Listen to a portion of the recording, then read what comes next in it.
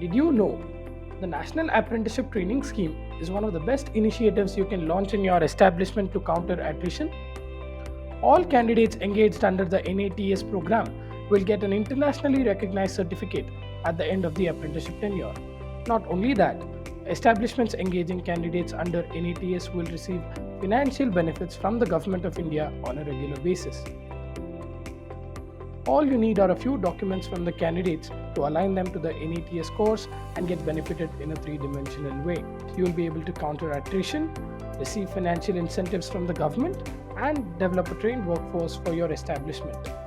These are all the documents you need: Aadhaar card, personal mail ID, mobile number, passport size photograph, Aadhaar mapped bank account details, degree certificate, and the first page of the candidate's passport. All you need to do is comment on this video and we will help you get started with the implementation of the National Apprenticeship Training Scheme on an end-to-end note.